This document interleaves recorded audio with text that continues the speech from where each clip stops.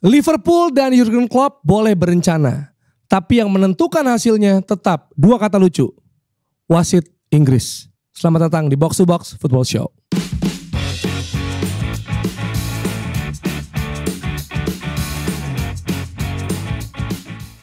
Welcome to Box Football Show. Pasti. Sabar. Kita pasti akan bahas soal wasit di pertandingan Spurs dan Liverpool.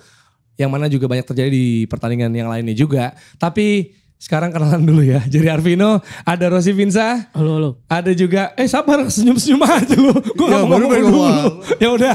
Waduh, Vera. Yeah, what's up, man? Ya udah ya, what's up ya. Dan juga Bapak Kepala Sekolah, Bapak. Terima kasih sudah meluangkan waktu. Assalamualaikum saudara-saudara di sini semua. Selamat datang di Box Football Show episode 21. Tolong ditindak ya Pak ya. Ada siswanya yang ngebully. Ada yang ngebacok ini guru juga ya. Tolong ditindak Pak. Nanti saya tindak abis ini ya. Sabar. Tapi ini kita apa nih dulu. Motifnya memakai setelan seperti guru ini? Hari Batik Nasional. Oh iya. Selamat Hari Batik Nasional tanggal 2 Oktober. 2 Oktober. 2 apa 1 ya? Oh 1 kesaktian Pancasila. Ya kan? 1 Kanjuruhan. Dan Kanjuruhan ya. Jadi selamat Hari Batik Nasional. Tadinya kita mau pakai batik MU. Tapi gak ada stoknya. Gue nyesel sih gak pernah beli itu. Kayaknya sekarang udah jarang dijual. Batik bola. Biar apa? Buat gimmick bagus lah. Oh. Ya buat kayak gini-gini gue pakai. Masa batik kayak gini dong, batik biasa aja. Madrid ya. Iya dong. Banyak kali banyak ya? Di toko hijau ada, toko ini ada. Ntar gue cari. Nah, ngomongnya itu kan. Kalau mau disebut boleh ya. Nih di sini masih ada nih space nih. Sebelah box to box nih, mau gak lu segede gaban nih? Sebenarnya paling lucu pakai batik bola tuh Rossi loh. Lu pakai Rossi pakai baju batik bola. Gue pakai batik aja nggak pernah, apalagi batik bola. Iya benar-benar sebuah statement. Batik bola celana pendek, wah gokil. Tapi gini, kemarin gue nonton lihat di mana ya, ini adalah Hari Kesaktian Pancasila. Sebenarnya harus ungkapin juga yang satu lagi dong. Ya kan? 1 tahun tragedi Kanjuruhan, di mana kemarin kita bikin acara dan kita juga sebenarnya punya episode spesial ya. Episode spesial nih episode-nya. Ya. Mana kamu? Sabar. Nah ini dia. 1 tahun kesunyian mencari keadilan untuk 135 plus jiwa. Yes. 135 itu belum angka pasti. Belum angka pasti. Iya, karena ada yang banyak beda-beda sih, 188. Iya gitu. Ada juga yang lain. Mungkin itu biar gak paling tinggi kali ya. Itu kemarin yang kita di acaranya di Kuningan itu. Ya acara peringatan ini. Nah ini dia. 1 tahun Kanjuruhan ini. Kerjasama sama Pandit Football. Betul. Sama Kontras. Sama Bloom Media ya. Bloom Media. Itu kan ada ini ya. Ada dokumennya Watchdog ya. Kita nonton itu terakhir buat nonton dokumen Watchdog. Salah satu yang gue ngeliat. Oh ini kejadian kebangetan banget gitu ya. Dalam pikiran gue itu. Karena sampai ada anak di bawah umur itu berapa? 30-an ya? 33 masalah. Iya 33 anak yang usia di bawah umur lah istilahnya yang jadi korban di Kanjuruhan gitu. Terus kemudian itu kan dokumenternya itu kan menjelaskan runutan kejadian ya dari awal sampai akhir. Terus kemudian ada banyak pakar yang berkomentar. Ada pakar hukum juga gitu kan. Terus kemudian dari supporter korban yang selamat bahkan berkomentar juga. Itu sepanjang nonton gue cuma bisa geleng-geleng aja. Emang ini kejadian kebangetan gitu. Maksudnya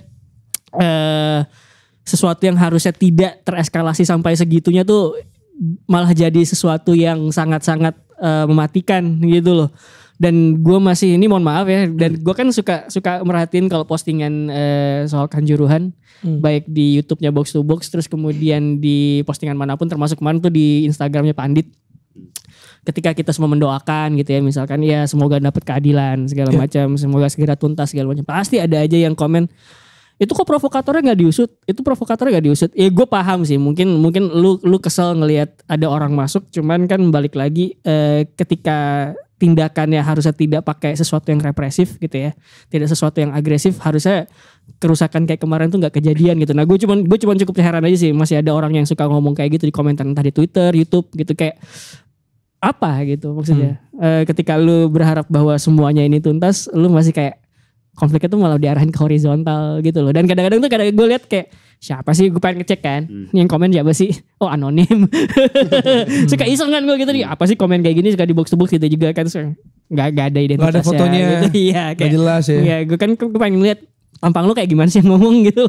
Nggak ada tampangnya. Nggak ada tampangnya. Iya, dia Gua juga bersembunyi kemarin di balik anonimus. Nonton ini soalnya yang lagi ramai juga kan Ice Cold tuh. Ya, Iya. gue liat Jessica aja dihukum 20 tahun, masa ini yang dihukum gak sih? 2 Nah, itu juga tahunan menarik gitu. tuh ya Terus Ice juga Cold karena pesannya juga menarik soalnya katanya orang yang bukan siapa-siapa kayak Jessica aja bisa kena hukuman yang gak bener gitu.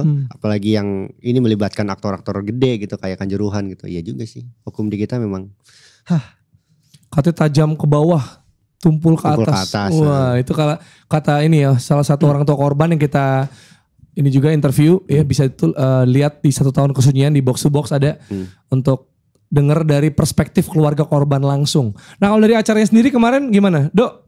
Yang juga lu terlibat dan ngurusin juga gimana? Ya apa emang walaupun emang agak beberapa ada miskomunikasi ya di acara tersebut, cuman menurut gua sih lumayan berjalan lancar karena terutama banyak orang juga yang mau nonton film dokumenter Watch Dogs ya.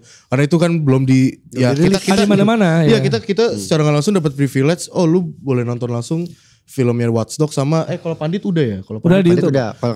Watch Dogs yang eksklusif screening. Iya, Watch Dogs itu eksklusif dan itu 50 menit panjangnya dan emang lumayan menarik sih, dan itu juga menjadikan gua ya, maksudnya ya mungkin kalau lu pada udah lupa dengan tragedi itu, mungkin bukan lupa ya, maksudnya detailnya seperti apa dengan lu nonton Watch Dogs itu ya seperti diingatkan kembali kayak kejadian waktu tahun lalu yang dimana gue tuh baru ingat juga ternyata tuh gas air matanya itu tuh udah kadaluarsa ya. Itu tuh gila banget gitu. Di dokumenter Watch Dogs itu juga dikasih lihat kan ada berapa selongsong gas air mata yang berhasil ditemukan, terus kemudian dia juga ngasih grafis kayak bandingin sama cyanida apa gitu. Zat-zat yang terkandung gas air mata apa aja, terus kerusakan terhadap tubuh yang bisa ditimbulkan apa aja gitu. Jadi kesannya ngabisin stok ya. Itu yang soalnya gas air mata juga kan dari uang rakyat, dari uang pajak kita kan, gitu. Terus udah kadaluarsa udah pakai aja gitu. Habisin gitu. Aja. Jadi nggak bertanggung jawab gitu. Dan apa yang terjadi Dex follow up dari kasus Kanjuruhan ini? Ya kontra sama LBH sih masih mendampingi korban karena mereka masih pengen laporan model B-nya ya ditindak gitu kan. Model A kan yang dari polisi, model B yang dari pelapor dari korban gitu. Kenapa nggak ditindak sih? Agak aneh aja sih. Kenapa polisi seolah-olah ya bersembunyi aja gitu. Gak usah gitu. Ya mungkin itu kan udah dijawab sama salah satu orang tua korban ya. Di interview kita. Ada di teasernya juga bahkan kan. Iya ada di teasernya. Dia bilang apa ya, misalnya polisi yang ngelakuin tapi yang mengadili juga polisi, jadi agak sulit. Sebenarnya ya tonton aja lagi, itu membuka perspektif baru lah terutama buat kalian-kalian yang belum sadar bahwa ini tuh belum beres gitu. Dan kalau kalian merasa agak dragging atau apa, tenang aja di situ ada timestamp, ada daftar isi yang bisa kalian klik-klik kalau mau kesini mau kesini gitu. Benar. Dan juga ini sih, maksudnya walaupun kita udah tahu tapi benar-benar ditegaskan bahwa ada 2 jalur keadilan sama jalur kesejahteraan. Itu menjadi apa yang dialami oleh keluarga korban dan lu bisa nonton langsung detail di sana. Dan kita geser ke Inter Nusantara nih, bola virtual yang sebenarnya liganya udah selesai, tapi ada kabar transfer dari Rossi yang bukan Vinza. Bukan Fabio Rossi ya. Fabio Rossi. Jadi kan kemarin kan Afif kan bilang kan sebagai pemilik klub ya, nih kok kita butuh kiper nih. Nah ternyata Inter Nusantara gercep. Ya kan tim owner kan. Here we go. Iya juga. Gercep ternyata. Dia ternyata main di Persipan udah lagi kemarin beneran. Ini beritanya nih dari Fabio Rossi, mana ada nggak? Nah dia bilang Inter Nusantara dapat kiper tukeran sama kiper South London United yang namanya Kuls, gila. Namanya keren banget ya, Kuls. Ya. Dia tukeran sama Smith.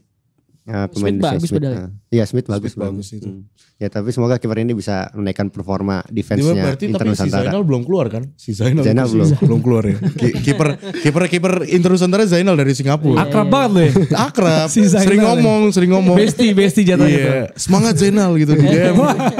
Semangat Zainal. Kevin Zainal. Kalau lo perhatiin mukanya mirip Elon Musk. Iya mirip Elon Musk. Elon Musk versi Singapura. Dia trade aja dia ya. Iya di trade. Itu sistemnya kayak ini, kayak olahraga Amerika. Iya. Dan yang perlu semangatin juga itu adalah sebuah tim yang sebenarnya abis ada trophy tour.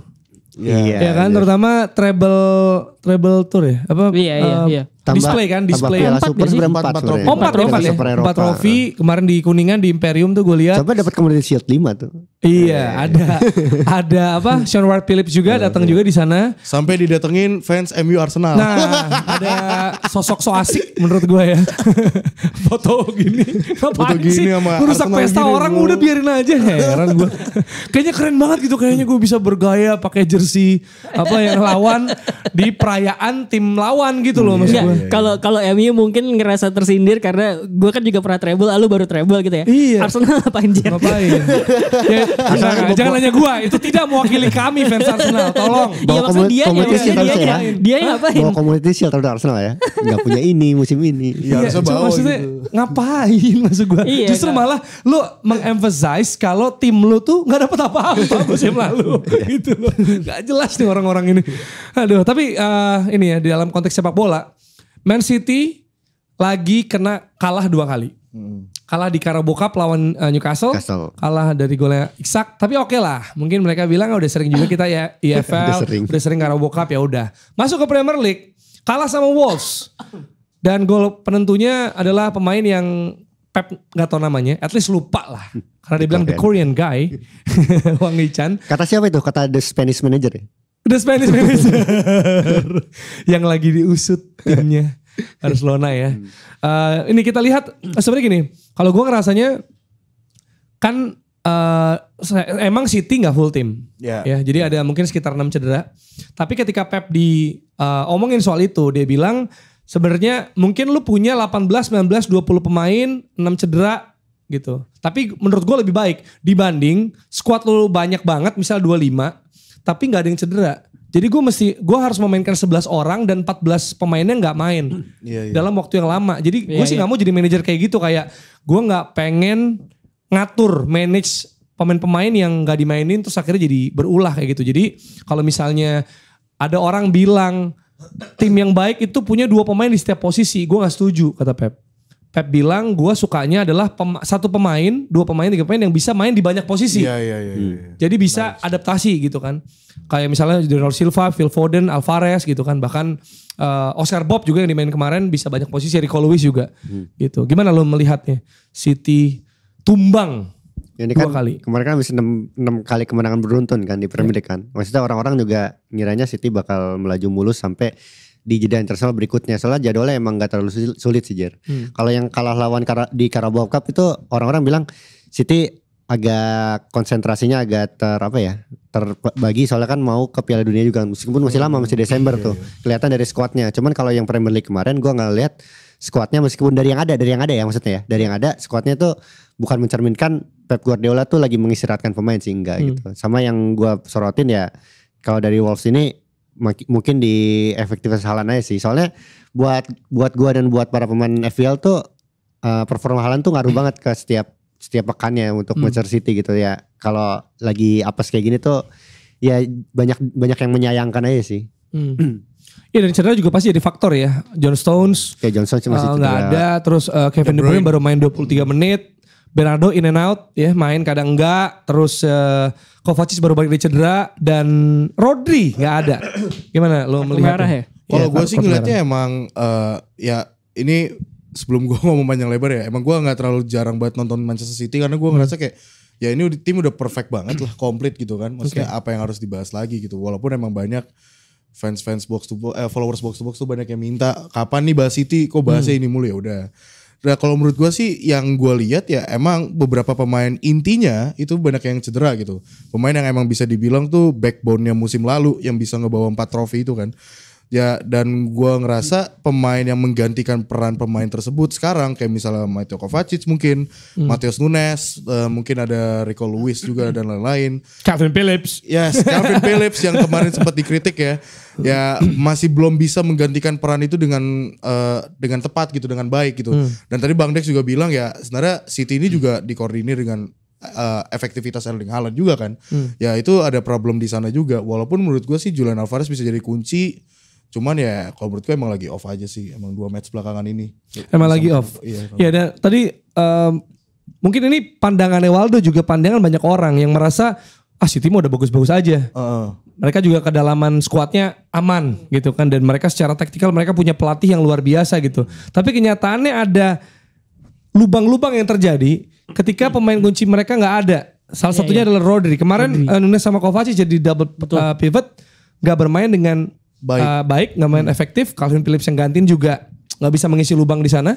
Dan ya gue gak tahu somehow Ilkay Gundogan nih sosok yang biasa juga bisa menjadi apa ya pembeda dan pemecah kebuntuan itu nggak ada karena kemarin tuh expected goalsnya terendah loh City 0,87 Ros. Iya kalau ngomongin Ilkay Gundogan nyari arketipe pemain kayak gitu tuh nggak bakal ada di setiap market sih. Atau mungkin beberapa tahun mungkin nggak ada ya. Jadi kan bukan cuma technical ya, cerdas juga ya sebetulnya. Ilkay Gundogan lu jadi DM dia bisa ngebaca permainan, lu jadi CM masuk dari second line dia tahu ruang-ruang mana yang mesti gue exploit ketika masuk kotak penalti segala macam. Pemain kayak gitu tuh ya nggak selalu ada gitu. Jadi yang gue pikir ketika Gundogan kemudian pergi ya udah Pep Guardiola kemudian mencari solusi. Dia kan biasa ya. Kalau ini nggak ada ya udah gue cari solusinya aja yang bisa mendekati level yang sebelumnya kayak apa gitu. Jadi makanya kemudian yang terjadi adalah kemarin dia memainkan si Nunes, Nunes dan si Mateo Kovacic gitu kan jadi double pivot. Baru ya itu ya? Hah? Ya 2 pemain baru. Iya, dua-duanya pemain baru gitu. Jadi kan kita tahu bahwa sebenarnya kadang-kadang ada yang namanya Pep Roulette kan.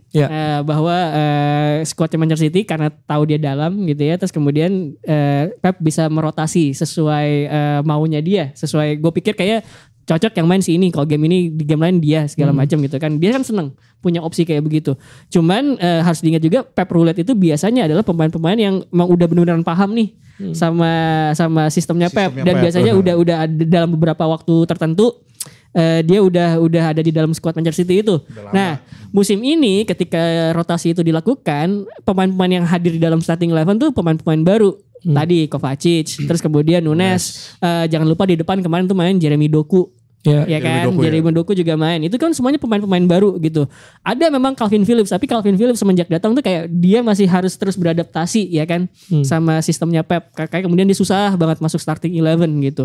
Jadi Pep Roulette-nya kali ini yang di musim ini agak sedikit beda menurut gue ketimbang Pep Roulette di musim-musim sebelumnya. Karena ketika ada rotasi yang masuk ini beneran pemain baru yang baru datang musim ini gitu. Jadi betul. Mungkin akan ada sedikit cegukan gitu ya di satu atau dua hal, tapi gue pikir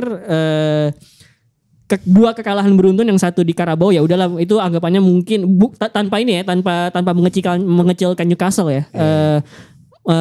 Gue pikir ada shifting fokus, dia tidak fokus di Carabao karena kan nanti bahkan Desember dia Piala Dunia antar klub gitu kan.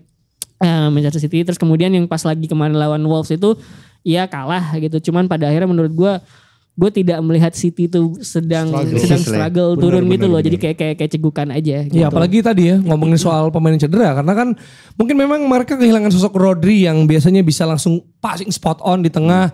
Ada Stones yang bisa control the possession dari belakang, bisa build up juga. Ya Kevin De Bruyne juga.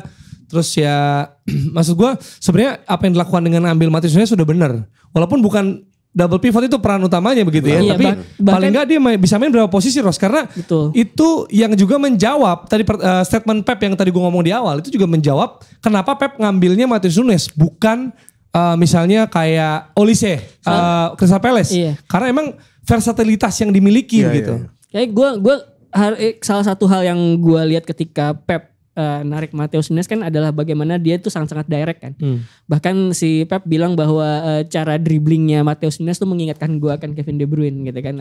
Gue satu kali musim ini ngelihat Nunes main 90 menit gak ya, gue lupa. Satu pertandingan lah ya, itu lawan Man United yang lawan Wolves. Itu beneran kan United kan gak bisa ini kan ya, gak bisa transisinya jelek. Dan itu beneran diterobos abis-abisan sama Nunes gitu. Jadi itu yang menurut gue dicari sama the directness itu. Walaupun Pep juga bilang bahwa masih banyak hal yang harus diperbaiki Nunes, masih bisa kita asah gitu ya, first touch segala macam, masih bisa kita asah segala macam. Jadi Nunes belum jadi produk akhir pemain yang benar-benar dibutuhkan oleh sistemnya Guardiola. Jadi emang kayak kemarin dia main starting 11 loh, tumben banget nih. Kok tiba-tiba mainin Nunes di samping Kovacic setelah gue ngebaca statementnya Pep soal Nunes yang mana dia masih perlu banyak belajar gitu kan. Jadi gue pikir kayak kemarin tuh emang kayak buat nyempal gitu doang loh gitu. Jadi kayaknya sih gue kira mungkin semoga tidak jadi Calvin Phillips ya. Agak lama adaptasi ya soalnya. Iya masih struggle ya gue liat Jadi gue harap ketika Rodri nggak ada tuh City tuh nggak susah menemukan solusi di dalam squad mereka sendiri gitu. Karena balik lagi punya DM kayak Rodri yang bisa main single pivot gitu ya. Terus dia tahu gimana jaga zona. Terus kemudian ketika lagi pegang bola gue arahin kemana dulu biar space-nya lawan gerak gitu kan. Lawan gerak. Terus kemudian space kebuka baru kemudian gue arahin ke space tersebut gitu. Itu kan jagonya Rodri. Gak semua pemain yang jadi pivot bisa seperti itu soalnya. Sebenarnya permainan Rodri di City 2 musim terakhir sama Calvin Phillips di Leeds di 2 musim lalu itu gue ngeliat ada kemiripan sih. Dan gue enggak ngerasa kenapa Calvin Phillips tuh nggak bisa step up juga di Man City gitu. Di The Athletic kan udah diwawancara kan di bulan lalu kalau nggak salah. Ya dia emang curhat juga sih, dia bilang di City itu kebanyakan pemain punya first season syndrome katanya. Jadi yang di season kedua baru bagus kayak Jack Grealish katanya gitu. Nah dia bilang gue sih temenan banget sama Grealish dan dia selalu ngejelasin bahwa yang kayak gini-gini tuh biasanya ngaruh gitu, wajar gitu. Makanya gue tetap semangat. Si Calvin Phillips bilang kayak gitu dan dia percaya. Tapi dia ngerasa kalau kenapa petualangannya dia di City itu agak terhambat karena banyak cedera. Terus juga itu yang ngebuat menit permainnya sedikit, dia bilang gitu. Tapi dia bilang ya dengan skema yang sekarang Guardiola tanamkan di City sama yang dulu Bielsa ajarin di Leeds beda. Tapi gue percaya gue bisa excel di sini, dia bilang gitu. Itu tapi dari wawancara dia ya. Itu gue dari sisi pandang dia gitu. Gue nggak tahu dari Guardiola bilang apa kalau soal Phillips gue belum tahu. Sebenarnya gue ngerasa ini jawabannya ada di timnya Dex sih di Leeds United. Cara Bielsa sama Guardiola memainkan timnya tuh sebenarnya berkebalikan 180 derajat walaupun positioning sama possession itu jadi unsur penting baik di sepak bolanya Bielsa maupun sepak bolanya Pep gitu. Cuman cara mereka menggunakan positioning sama possession tuh beda. Dalam artian kalau misalkan Pep Guardiola gunain possession kan biasanya buat sirkulasi kan. Contoh Rodri deh. Ya kan dia biasanya tuh gimana caranya ngegerakin lawan dalam artian wah gue mau ngincer space sebelah kiri, ya udah gue lawan gue gerakin ke kanan dulu. Gimana caranya gue gerakin ke kanan? Ya udah gue sirkulasi kanan dulu, ke kanan dulu, terus kemudian lawannya gerak, bola dibalikin gue langsung oper kiri gitu. Itu kan bagaimana cara itu kan kenapa Rodri penting buat Guardiola karena dia kan buat memanipulasi space gitu kan, menciptakan space segala macam.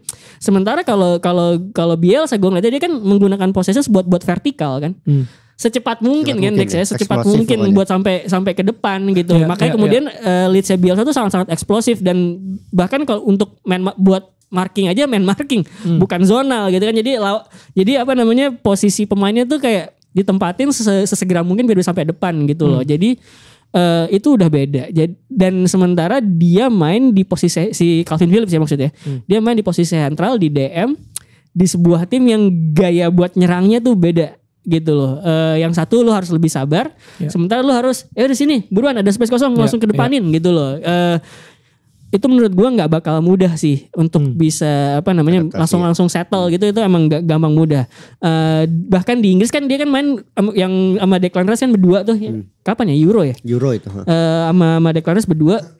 Yang lebih maju kan Declan Rice ya. Dia lebih mundur tapi kan gayanya Inggris juga sesegera mungkin sampai depan ya gitu. Jadi beda gitu. Iya. Dan kita lihat ya City bakal kayak gimana. Gue sih sebagai fans Arsenal pasti berharap masih struggle. Sekarang bedanya 1 poin ya. Karena beda 1 poin. Karena akan melawan Arsenal di weekend. Jadi semoga kalau mau bangkit ntar dulu lah City ya. Kita juga mau bahas nih ini yang mungkin gak dibahas di mana-mana nih ya. Kita pastikan karena ini keduanya bukan traditional Big Six. Tapi benar-benar menjanjikan tactical battle minimal dari segi offense. Karena dari segi attacking itu biasanya banjir gol. Bahkan Emery udah bilang sama anak asuhnya yang dibocorin sama John McGinn katanya ini pilihannya antara 6-1 buat mereka atau 6-1 buat kita gitu kasarnya gitu lah. Karena benar-benar ofensif mainnya terbuka, full free flow football dan attacking juga. Karena kita ingat Aston Villa kalah sama Newcastle juga 5-1. Iya dibantai. Iya kan Brighton juga pernah kalah telak, menang telak. Jadi benar-benar cenderung mirip dua-duanya secara approach ya. Secara attacking approach si De Zerbi dan juga Unai Emery. Nah tapi kemarin yang gue bawain pertandingan ini pertandingan pertama kan di Premier League. Dan gue bawain dan gue ngerasa Brighton nggak punya Van Hek sama si Pascal Gross. Dua pilar mereka dan bahkan mainin si siapa tuh Hinselwood ya kalau nggak salah itu pemain muda, pemain tengah, pemain muda 18 tahun. Solwood. Ya dan akhirnya Villa pressingnya jalan, memenangkan battle di tengah, midfield ya. battle midfield dan memang Watkins sama Diaby bisa mengeksploit space yang ada di sana, yang benar-benar kelihatan karena Brighton tuh gol ini dari kemarin pertandingannya kelar ya 19 gol, tapi kebobolannya 14. Ini kan benar-benar berkebalikan gitu dan bener-bener Inter Nusantara.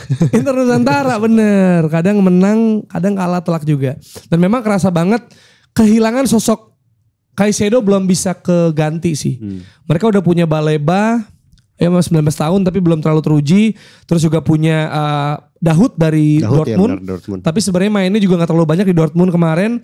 Pascal Gross punya punya kekokohan lini tengah tapi gak main gitu. Jadi emang itu yang bolong dari recovernya sama protecting back four-nya sih. Karena kemarin banyak miss juga, bahkan golnya mereka tuh ada 2 blunder backnya sendiri Yang gitu. bunuh diri juga. Estopinian ya? Estopinian. Iya, gimana lo ngeliat secara general di pertandingan ini? Sebenarnya gue nggak expect Brighton kalah telak sih. Maksudnya kalau tadi McGinn bilang kayak gitu, gue juga baru tahu gitu. Soalnya gue ngerasa tipikal Brighton itu bukan yang ayo nyerang eksplosif gitu.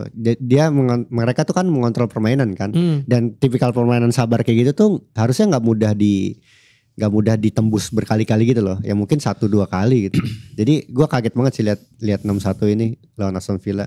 Kalau pas mereka ngebantai pas Aston Villa kalah sama Newcastle tuh gue expect tuh karena Newcastle emang lebih bagus kan di pramusim. Okay. Cuman kalau yang Brighton kalah sama Newcastle nih sama Aston Villa gue nggak expect sih kalahnya setelah gitu. Iya, tapi bisa jadi gak sih karena emang dari awal aja udah 3-0 gitu. Bahkan gol ketiganya kan Estupinian bahkan ya? sampai bunuh diri gitu kayak Tapi apa saja gak sih? Lu kan yang ini nih, gue kan gak nonton. Itu golnya tuh kebanyakan tuh emang bener dari open play atau emang transisi? Kebanyakan. Banyak transisi juga sih. Transisi kan. Dan juga memanfaatkan transisi apa open play? Transisi kan enggak, sorry open play maksud gue juga. open apa sih pertanyaannya. Iya bener juga ya. Gak maksud gue gimana ya? Open play atau set piece kan? Bukan maksud gue. Kan Enggak semuanya transisi open cepat, play. maksudnya counter cepat, counter. Apakah dari counter Build cepat up sama transisi gitu. Atau build up maksud ya, build lo? up, sorry kok open play. Kalau bilang kan dari belakang sabar gitu. Enggak, Kalau transisi kan soalnya waktu dua-duanya open play waktu sih. gue nonton Brighton lawan West Ham tuh kan mereka juga kalah kan. Padahal Itu tuh mereka 77%. Itu tuh mereka pada Brighton tuh positioning menang. Iya. Cuman kan pada saat dapat kena counter attack cepat Iya. dari Ward-Prowse sama Bowen sama Michael Antonio tuh keteteran mereka Iya. gitu loh. Nah, Nggak, maksud gua kemarin gimana? iya banyak juga miss karena misalnya Veltman kehilangan bola atau ada scrimmage terus bisa di counter gitu udah nahan ketawa. Enggak maksud gue gini, Ros, yang gue ini ya kaget gitu. Mungkin ya Dex kaget dan mungkin kita semua kaget. Kalau Brighton yang ofensif kayak gini ya kalahnya sama tim yang low block kayak West Ham. Masuk akal. Iya. Iya kan? Villa enggak. Iya kan? Masih untuk skor telak ya atau 3-1 menurut gue juga udah nggak tipis-tipis lah. Mereka counternya bagus. Tapi kalau kalah sama Aston Villa bahkan sampai 6-1. 6-1. Kalau orang nggak nonton pertandingan kan mikir ini kan one sided. Sebenarnya enggak.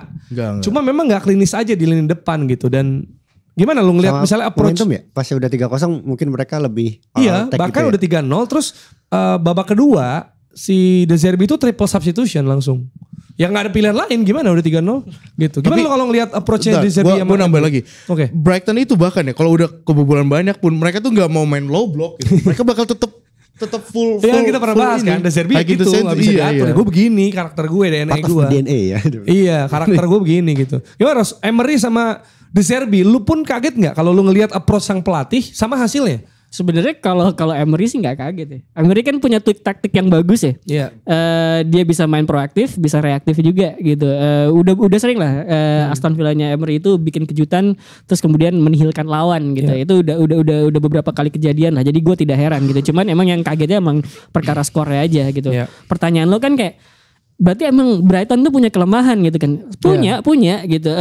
Yang gue lihat ketika menghadapi Brighton orang udah beberapa tim tuh udah tahu gimana cara ngadepin mereka. Pertama pakai pressing ketat gitu kan, biar mereka nggak nyaman buat build up gitu. Man United lakukan itu sampai kemudian De Zerbi tweak center backnya dilebarin gitu kan. Cuman Man United gak punya jawaban lagi setelah itu.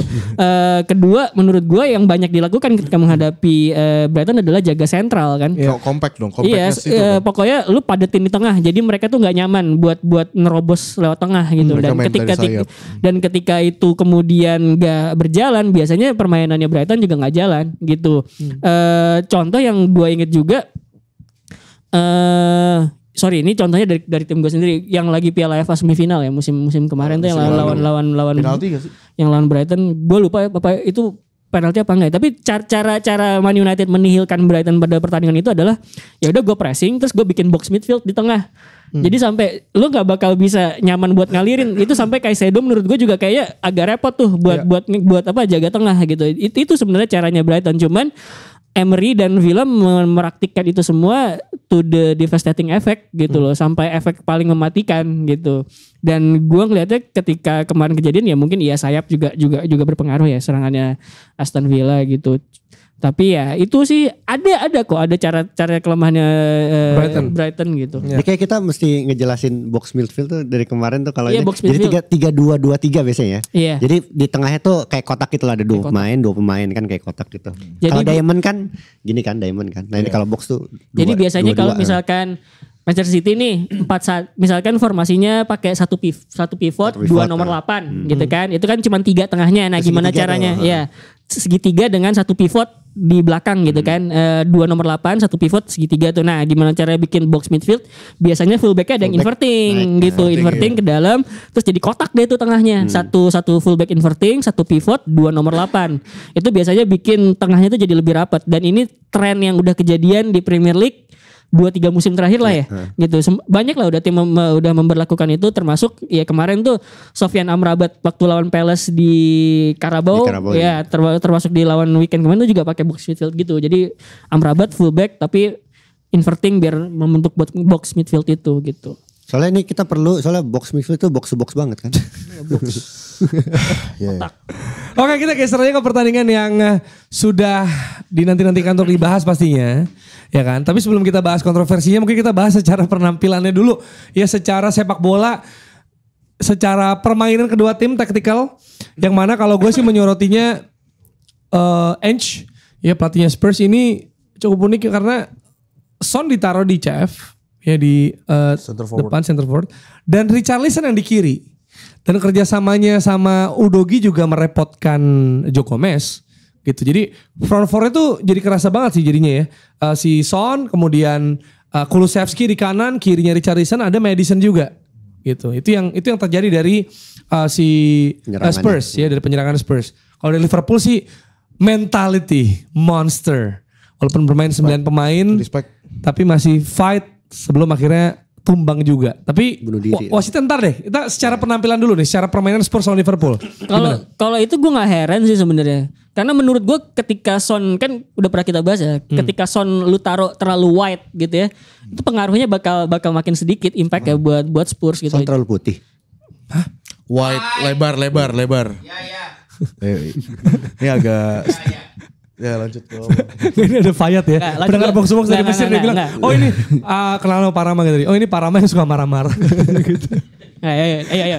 Ini Fayat dari Liverpool nih ya, pakai Ayo. baju mau salah nih kita lihat pembahasan nih. Gimana yang bener yang bener. Ayo, lu lanjutin Coba. argumen gue. Lanjutin. Son terlalu wide kan, dia gak bisa impactful ke permainan City. Makanya di musim ini selari kan pergi Son ditaruh di sentral, ternyata works banget buat permainannya Ange Postecoglou gitu. Jadi Son putih banget ya, di atasnya Ben ya. Iya, soalnya baju Ben putih aja. juga kan. Ben kan white juga tuh. Ben White ada merahnya, Son baju putih. Spurs. Oh luntur maksud lo. Baju putih Spurs, woy, luntur gimana? Dia luntur ke kulit. Iya. Terus matiin momentum nih orang. Iya, gue pikir gitu, benar. Son lebih enak kalau pakai sentral gitu. Karena kan bahkan di eranya Mourinho aja dia digunainnya waktu dia Iya. begitu tajam di eranya Iya. Mourinho itu kan juga digunainnya lewat sentral. Maksudnya ketika lu terlalu wide gitu ya, terlalu melebar, ada banyak ruang yang harus lo caplok gitu ya untuk bisa sampai deket ke gawang gitu kan ya.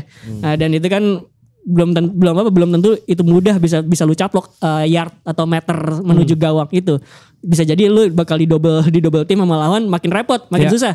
Makin dikit impact lo buat tim gitu. Padahal dia punya teknik yang bagus gitu. Ya udah mendingan sekalian taruh tengah aja. Mendingan Richarlison yang menurut gue di tengah malah susah buat ngasih impact.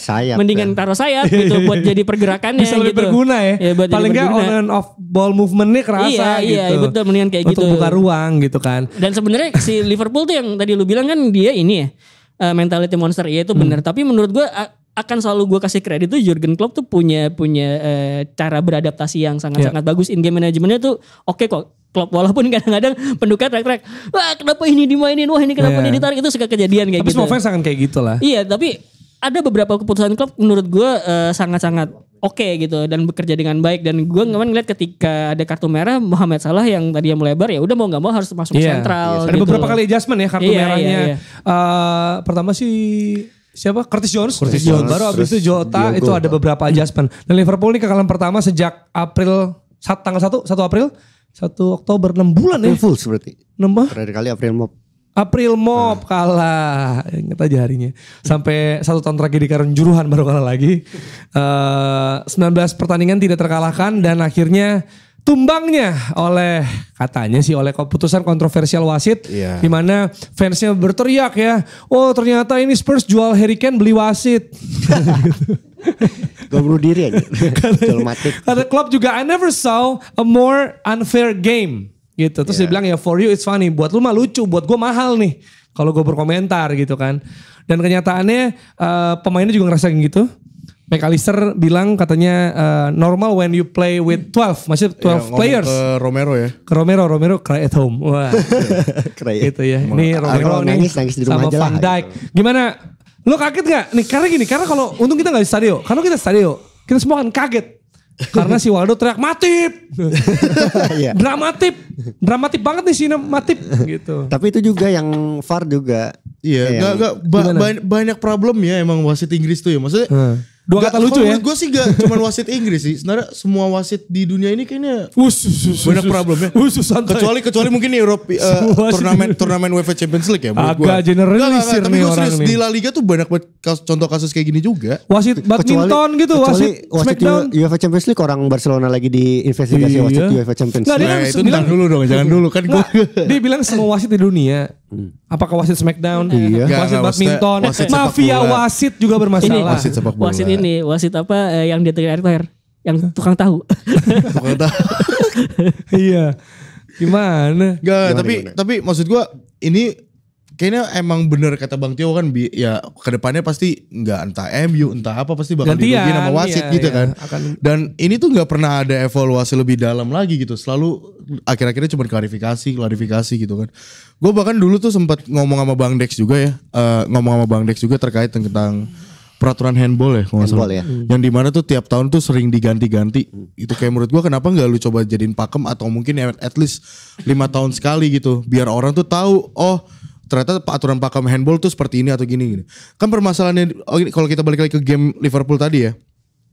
Permasalahannya itu kan ada satu golnya si Luis Diaz yang di VR itu ya. Itu harusnya tuh onside. Itu yang salah garis katanya ya. Salah garis katanya itu, sama satu lagi tuh foulnya si Diogo Jota. Yang sebenarnya itu dia nggak foul. Ya. Sandung. Iya kesandung dia lagi lari, tapi si Udogi kalau nggak salah lagi lari kesandung kakinya Diogo Jota dan akhirnya second yellow card. Dan itu jadi pertanyaan juga, maksud gue kenapa ini nggak pernah digunakan dengan baik VR dan juga komunikasi dengan wasit gitu. Gue pengen nanya deh, misalnya VR ini tuh... Ini kenapa jadi lu yang nanya? Lu maksudnya gue sebagai orang yang nonton bertanya-tanya dengan wasit. Jujur banyak banget hal yang perlu gue tanyain yang gitu. Nanya kan dia. Enggak, maksud gue mungkin lu yang bisa lebih expert ya. Atau mungkin ada penonton yang lebih expert. Lu ngerasa gak sih maksudnya capek dengan hasil sepak bola tuh kacau gara-gara wasit juga gitu loh. Maksudnya kayak... Nih, pada saat pelanggaran foul itu terjadi misalnya. Betul. Pada saat misalnya pelanggaran di Diogo Jota terjadi. Wasit kan sebenarnya kan komunikasi dengan wasit VR dong, ya kan? Nah, apakah itu pada saat komunikasi VAR mah yang ini taruh sini virtual reality. VAR. Iya udah lanjut dulu, ini lagi buat penting. Gini lah. Ya kan VAR nih. Monster. itu VR ya. Lu ngomong apa tadi? VAR, ya VAR. Enggak, misalnya wasit VAR kan dia harus VAR, komunikasi VAR, dengan gitu. VAR kan, wasit VAR kan. Pada saat komunikasi itu tuh kenapa maksudnya momen mana pada saat wasit di lapangan itu harus ngecek ke TV? Itu di saat kapan gitu? Di saat kapan gitu? Gue nanya Ya gitu. terserah wasitnya, maksudnya itu masalahnya Berarti itu karena, tergantung wasitnya karena dong. kemarin yang jadi masalah juga adalah offside-nya gak dicek. Itu.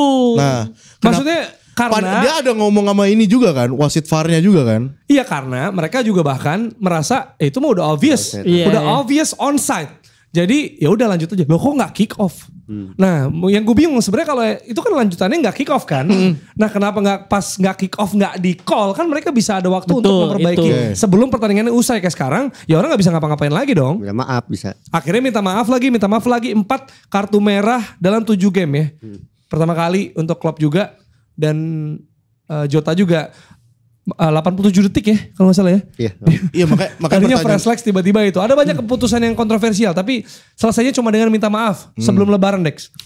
Ini gue jadi wasit dulu ya. Perspektif gue itu Wah. orang-orang kan pada nyalain wasit kan gitu. Simon Hooper. Nah, jadi wasit kemarin tuh Simon Hooper sama yang di Darren VR tuh England. dari England ya. Dan Tapi ini bukan yang pertama Dex. Orang pasti bilang gitu Iya, kan. iya. Waktu MU Amy Wolves Arsenal. juga kayak gitu. Iya, iya. Dulu MU kita Arsenal. ada Howard Webb. Amy Wolves. MU yang nonton Tottenham Hotspur juga ada problem juga kan? Oh ya. Jadi kan gue sekarang lihatnya tuh kan kayak lagi banyak yang diprotes kan ya. Terus juga gue ngeliat kayak ini kan aturan banyak eksperimen, aturan baru juga. Terus ya mereka coba si wasitnya mencoba ada pembelaannya tuh lewat tadi minta maaf itu. Sama lo kalau lihat di Inggris itu sekarang di tiap pekan ada namanya match official make up tuh acaranya wasit make up. Bukan dandan ya, bukan dandan. Ini secara umum gue sih suka Make up. suka tipe komunikasi kayak gini ya. Jadi kan ada yang jadi korban klub atau pemain jadi korban gitu. Terus juga ada yang PJML-nya ini sebagai pembelanya nih acara kayak gini ya. Itu tuh Howard Webb sebagai ketuanya PJML sama Michael Owen biasanya tiap pekan tuh ada. Jadi tuh kayak teknik komunikasi kesalahan apa sih yang kemarin terjadi di pertandingan kayak gitu. Dia tuh ngemuterin rekamannya percakapan wasit dengan VAR-nya. VAR-nya tuh bilang apa sih gitu.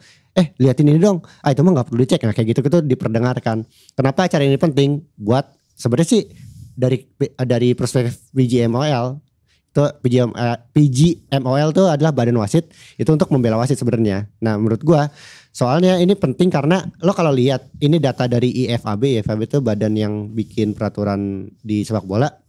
Sebelum VAR tingkat kesalahan wasit itu, tingkat akurasi wasit itu 93%. Coba gue tanya, tinggi apa rendah? 93%. Tingkat apa? Tingkat akurasi wasit tuh cuma Benar. salah berarti Oh, 7%. tinggi dong. Tinggi ya 93%. Setelah VAR tau gak berapa? Tebak. berapa? 98 sampai 99% tingkat Wow. akurasi wasit. Itu sangat-sangat tinggi. Studi dari IFAB. Kenapa kita sebagai penonton masih protes? Karena lo bayanginlah di sebuah pertandingan ada 200 keputusan wasit. Ada 2 yang salah. Berapa persen itu? 99% benar kan? Iya. 2% itu bisa mempengaruhi hasil banget. Hasil dan juga narasi. Bisa mempengaruhi kayak gue jadi korban nih. Ya karena itu tadi. Orang fokusnya kepada kesalahan wasit gitu. Bukan kepada keputusan benar wasit. Padahal VAR itu membantu wasit untuk bertindak lebih benar lagi. Di sebuah pertandingan. Lo kalau lihat VAR tuh benar-benar membantu. Tapi orang tetap nyalain wasit. Nah jadi wasit juga curhat juga Howard Webb. Lo kalau wasit itu ada namanya ilusi keadilan katanya. Lo misalkan gini. Lo bikin salah ke Spurs. Misalkan Spurs Liverpool. Lo jadi wasit udah tahu gue melakukan satu kesalahan nih.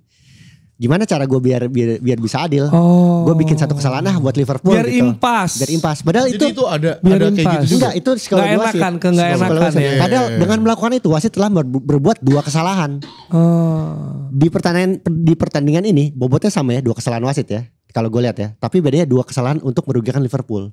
Andaikan 2 kesalahan itu untuk merugikan Liverpool 1, merugikan Spurs 1, kita nggak akan bahas kayak gini. Kita bakal bahas, oh ya udah dia buat salah Liverpool, dia buat salah Iya. Spurs. Ya udah wasitnya adil. Padahal lo dari perspektif VJML itu bilang wasit itu melakukan 2 kesalahan, itu harus dihukum tetap. Ya gitu. Gua kalau jadi wasit, gua membela wasit ya kayak gitu loh dari perspektifnya. Iya, kan sebenarnya kan kenapa kesalahan itu jadi diamplifikasi kan karena wasit tuh powernya tuh sangat-sangat gede gitu. Bahkan kalau misalkan lo inget gitu ya di peraturan sepak bola, kalau operan kena wasit badan wasit, terus kemudian bolanya berbelok, itu kan nggak menghentikan pertandingan kan?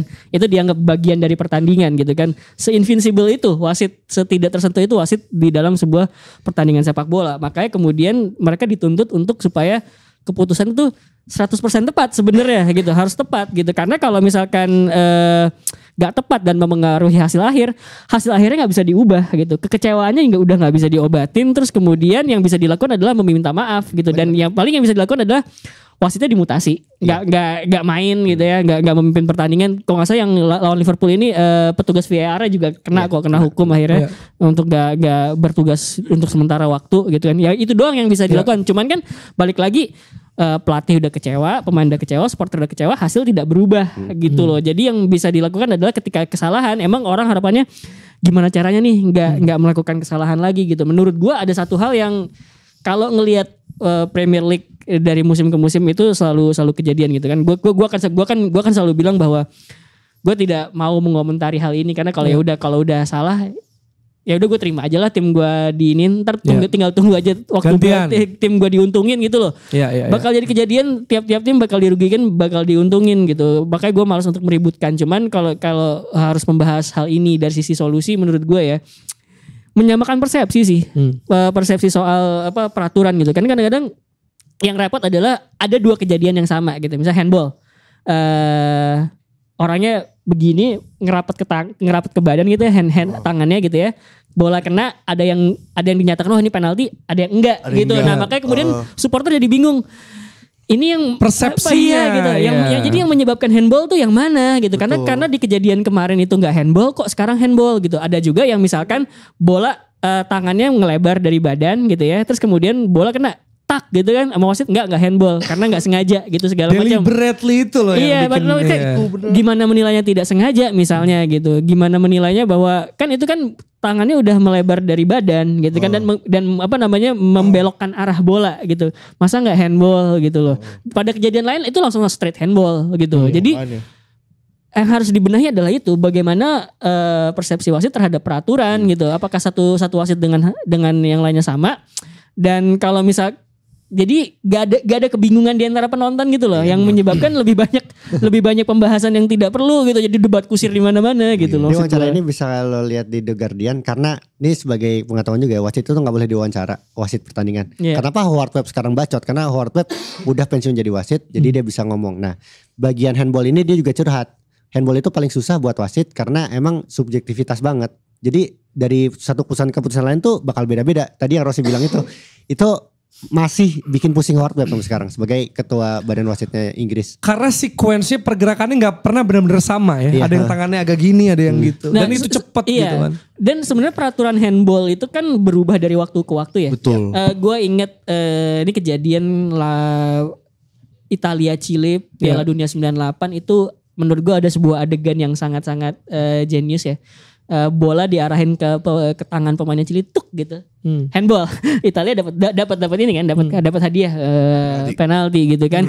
Mungkin itu terus dikembangkan karena untuk menghindari pemain-pemain iseng kayak gitu. Tangan udah ngerapet diarahin sengaja ke tangannya back gitu ya, terus jadi penalti gitu. Makanya kemudian ada ball to hand hand to ball gitu kan, segala macam. Peraturannya jadi berkembang gara-gara untuk menghindari hal-hal iseng kayak gitu. Cuman akhirnya yang kejadian adalah jadi bingung sendiri. Bener-bener gitu loh. Jadi mana yang harusnya dinyatakan handball apa enggak? Kita kan tidak pernah bisa menilai situasi gitu loh. Jadi keputusan itu subjektif. Makanya dibantu sama VAR. VAR kan yang memutusin tentang wasit. Sit, lo mau lihat ke monitor nggak? Mau lihat? Abis lihat kan dia sendiri yang nentuin kan. Ini hand apa enggak ya? Itu semuanya subjektif itu. Nah itu yang balik lagi pertanyaan gue. Pada saat itu kapan wasit tuh boleh ngecek monitor? Itu apakah dari wasit VAR ngomong, wasit VAR itu ngomong, lu boleh ngecek monitor, atau keinginan dari wasit si lapangan ini, oh ya gue mau ngecek monitor gitu. Bisa dua-duanya. Nah, itu jadi problem dong harusnya. Kenapa nggak harus ada satu orang yang bilang lu harus cek deh kayaknya gitu. Maksudnya kayak ya dia nurut harus cek gitu. Nah enggak, maksudnya untuk keputusan gitu kan ngecek atau enggak juga itu kan beda-beda gitu loh. Maksud gue soalnya gini loh, it's better, lebih baik lu ngecek karena secara nggak langsung penonton yang di rumah nih ngelihat, oh wasit udah ngecek, urusan nanti dia bilang itu foul atau enggak, ya itu urusan, ya wasit udah ngecek, berarti ini wasitnya punya perspektif masing-masing gitu dari situ kan. Nah maksud gue dibanding lu nggak ngecek gitu loh. Lu nggak ngecek dan orang mikirnya kayak lah ini jadi yang bukan harus disalahkan sih, bilangnya bahasanya apa ya? Yang ngerti gak sih maksud poin gue gitu? Lo nggak bisa selalu ngecek karena itu membuang waktu pertama. Makanya wasit diberi hak. Gue ngerti. Ada yang bilang, ini kayaknya handball deh. Lo mau lihat nggak gitu? Ya mau lihat, ngelihat. Kalau wasitnya bilang enggak, gue udah yakin enggak handball kok. Enggak ngelihat. Ya, sesimpel itu sih. Jadi yang kemarin terjadi itu miskom sebenarnya. Ya Kalau misalnya lu bilang ngebuang waktu. Bukannya sekarang ada peraturan kalau misalnya dia ngecek VR pun waktu ditambah juga kan? Harusnya itu dari no problem. Ya, nggak, tapi sequence itu nggak bisa. Lu kalau momentum dimatiin, ya kan? Ada keputusan yang dia nggak deh. Oke, gue yakin. Maksudnya kalau udah yakin lo, enggak. Ya udah. Jadi sebenarnya kalau gitu. misalnya wasit sama VR itu yang megang kontrol tuh tetap wasit lapangan. Sebenarnya itu lo harus ingat, wasit lapangan. Kalau misalkan ada kejadian di mana misalkan kayak offside gitu, kayak nggak offside, gue nggak perlu ngecek VAR, itu ya udah tanggung jawab wasit sepenuhnya gitu. Bisa diingetin, lu mau ngecek ini nggak mau, ya udah itu lanjut tetap. Jadi tetap yang megang kontrol tuh wasit di lapangan. Iya gitu. Makanya kemudian kemarin ketika kejadian pas Liverpool itu, kenapa tidak ada pengecekan segala macam? Ya semuanya falls on Simon Hooper sebagai wasit lapangan. Makanya dia dihukum. Maksudnya kalau secara prosedural dari kejadian, pembelaan, hukuman itu sudah sesuai prosedur semua gitu. Cuman yang jadi masalah kan gimana cara meningkatkan kualitas kan. Nah ini juga emang terus dilakukan. Gue tuh sempat ada kepikiran di benak gue ya, kayaknya setiap tim itu setiap laga punya, misalnya Arsenal lawan Manchester United gitu misalnya. Setiap tim itu punya dua kesempatan challenge benar. Dua kesempatan challenge. Iya maksudnya kayak dari Arsenal ngerasa ini kayaknya harus gol, tapi menurut wasit itu enggak. Oh gue mau challenge sit, lu mending ngecek gitu. Nah itu urusan wasit. Tapi itu will change the whole game. Tapi problemnya adalah bakal ganggu. Jadi gini loh, maksudnya sepak bola itu beda sama olahraga Amerika. Stop and play. Stop and play gitu kan.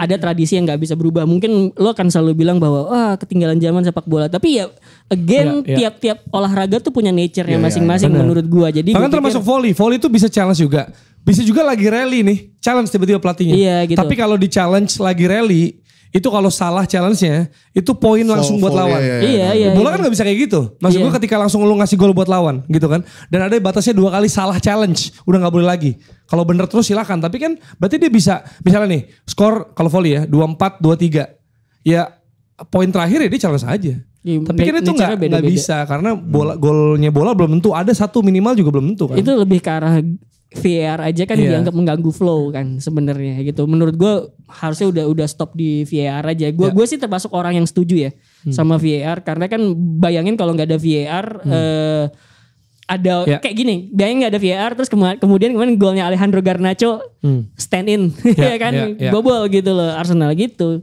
Iya. Jadi meminimalisir kayak gitu. Cuma itu kira-kira ya. Di situ. Jadi silakan kalau mau misu-misu boleh di bawah nih di kolom komentar. Silakan menurut lo gimana bisa. Bawah sini tulisnya. Bisa diketik bawah sini memang. Ya kan. Kalau soal MU sama Arsenal kita gak elaborasi lebih banyak. Karena kan kita podcast MU Arsenal. Oke, kita gak bahas kali ini. Ya kan? Karena dulunya masih konsisten. Arsenal masih konsisten menang. MU konsisten kalah di Premier League. Walaupun kemarin lawannya sama ya. Lawannya sama padahal. Ya, tapi kita akan elaborasi nanti Champion episode Kamis kan. MU lawan Galatasaray. Arsenal lawan Lens, kita akan lihat ya. Saka udah pincang-pincang kemarin. Lens bakal ini cedera ya. Sebenarnya ya. Cedera dipaksain, aneh emang dia. Lens bakal ini ya, bakal halus ya. Soft lens. Gak semua lens soft kan. Ada juga hard lens. Dex tuh kamera tuh lensa juga kan. Gitu ya. Jadi nanti kita akan bahas di episode lainnya aja. Serie A ada hasil Roma lawan Frosinone menang 2-0. Milan lawan Lazio menang 2-0. Ini yang menarik ya, bukan cuma hasilnya ya. Tapi bola hasil golnya Pulisic lawan Lazio. Itu gue dibawa ke pinggir lapangan. Terus ditaruh ke kantong sosios.com gitu. Mau dilelang. Oh iya mau dilelang. Ya, itu unik juga ya. Itu Serie A sama La Liga kayak gitu kan. Oh La Liga juga? La Liga juga gitu. Wah seru banget, gue baru lihat deh itu bener-bener prosesnya dibawa gitu. Dan 2 assist dari Leao. Dan kalau nggak Ivan Provedel bisa lebih telak lagi ya. Maksudnya Lazio masih belum bisa bersaing lah menurut gue. Ya kan maksudnya masih butuh banyak waktu. Atalanta Juventus 0-0. Chesney kesurupan Buffon kata Twitter. Tapi boring. Maksud gue sebenarnya bahkan ada yang bilang Juventini aja nonton ngantuk. Bosannya ngantuk. Paling tuh pas gak ada pertandingan Premier League lain, La Liga juga lagi gak main tuh bener-bener Pusat perhatian. Pusat perhatian Atalanta Juventus. Tolong. Kemarin tuh ada sebuah tag menarik yang gue baca di Twitter adalah ketika ada adegan di mana si pemain Juventus tuh si Locatelli terus Chiesa, Fagioli gitu ya. Ngerapat terus kemudian mereka saling ngoperan satu sama lain, ngebuka ruang, ada ruang, oper ke ruang, ada yang masuk gitu kan. Wih, mantep banget gitu kan. Sayangnya ini adalah insting pemain bukan coaching pelatih. Insting pemain. Bukan disuruh, bukan diarahin ya. Iya. Dan bahkan Juve bisa kalah kalau ada 2 peluang dari Koop Miners gol. Itu yang gue lihat ya. Dan Lecce kalah sama Napoli 4-0. Inter juga menang 4-0 Salernitana. Yang bikin catatan adalah Lautaro Martinez. Menit 55 dia masuk. Langsung cetak kuatrik. Lautaro Martinez. Pemain yang sulit cetak gol di World Cup. Ternyata memang masih Menurut lo musim depan bakal dibeli siapa? tajam. Bakal Pengen ya dijual lu ya? ya? Pengen kan Madrid kan? Pengen kan? Enggak, kita udah punya digosipin ke Real Madrid. Endrick. Ush, kita. Endrick gak bakal main di Piala Dunia U17 ya? Katanya sih enggak sih, Enggak katanya enggak. Ya, Udah naik ini. hasil lainnya dari Bundesliga, Leipzig lawan Bayern 2-2 nih. Bayern gak kalah juga ya, gila ya, udah ketinggalan Padahal 2-0. udah ke comeback 2-0. Gila, Leverkusen menang lawan Mainz 3-0, makanya mereka naik ke puncak klasemen. Kemudian Dortmund menang lawan Hoffenheim 3-1, Stuttgart menang lawan Köln 2-0. Dan Union Berlin kalah sama Heidenheim. Kalah lagi. Astagfirullah. Sengaja. Gak Gila, mau gila. fokus ke Liga Champions. Mau fokus Liga Champions, kita lihat ya bakal menang apa enggak. Dan di La Liga terakhir, Atletico Madrid lawan Cadiz menang 3-2, Sociedad menang lawan Athletic Club de Bilbao 3-0, yang mana keren banget supporternya Athletic bro. Iya ya. Pada Ada posnan ininya. gitu kan, Sociedad dia gini aja, Sociedad keren sendiri. banget. Coba di Indonesia, wah dikeroyok. Udah bahas hasil yang lain dong. Oke, Barcelona lawan Sevilla 1-0, gol berdiri Sergio Ramos. Dan Madrid menumbangkan Girona dengan skor 3-0. Ini duel peringkat 1 sama peringkat 2. Ini yang dinamakan klub fluid football ini Girona ini. Sombong banget. Sepele Menang sama banget. Girona gila. Sepele banget. Tapi Jude Bellingham lagi ngolin. Jude Bellingham lagi. FC. Jude Bellingham. Kan fluid 8 kan. game 7 gol. Gimana? Kan fluid langsung diminum. Cair kan. Hah? Cair. Ya. Udah komentarin deh silakan tuh La Liga. bungkam. Buat tuh. Girona. Tutup. Silakan. Saya nggak nyangka ternyata enggak, tapi satu sisi kredit tuh Girona ya. 5 menit awal mereka hampir nyetak 5 menit gol. awal. Mereka hampir nyetak 2 gol. Ngeselin tau. Sumpah gue gak bohong. 5 menit awal. Gue gak bohong. 5 menit awal mereka hampir nyetak 2 gol. Gue gak bohong. 2 gol. 5 menit awal mereka hampir nyetak 2 gol. Ya maksudnya mereka udah tahu kayak oke, kelemahan Madrid bola-bola lambung, bola-bola crossing dilakuin sama mereka, cuman hasilnya ya kelihatan dari kelas pemain juga masih rada kurang dari attacking ya. Walaupun banyak banget pemain-pemain potensial di sana gitu. Cuman ya gue ngerasa kayak setelah Madrid nyetak 1 gol lewat Joselu with the beautiful pass by Bellingham, Kevin De Bruyne-esque pass to Joselu. Jose. Udah ngomong salah. Joselu terus habis itu gak lama juga umpannya Toni Kroos ke Tchouaméni langsung 2-0. Gue langsung ngerasa kayak ini nih klub fluid football CFG ini tuh seperti ini. Ternyata sepele banget. Hebat kan Girona, keren banget emang rival Sepele. klasik. Barca Sevilla gimana secara singkat lu komentarin Sergio Ramos on goal menit 76. Barca Sevilla banyak yang bilang Ramos main bagus, cuman apes aja. Apes. Gol bunuh diri. Cuman di satu sisi ya Barcelona ya emang tim yang emang sangat diuntungkan musim ini karena 2 pemain. Karena 2 pemain yang didatangkan itu dua Joao, Joao Cancelo sama Joao Pedro. Joao Felix. Joao Pedro Brighton dong. Ya itulah Joao Felix. Jadi ya ya can't wait to El Clasico kayaknya sebulan lagi atau beberapa minggu. Pede gak tapi? Bulan ini. Bulan Pede ini tapi? ya? Hah? Akhir bulan. Pede lah karena gue punya PD Valverde. Gak jelas. Ketemu di episode selanjutnya dari Box to Box Football Show.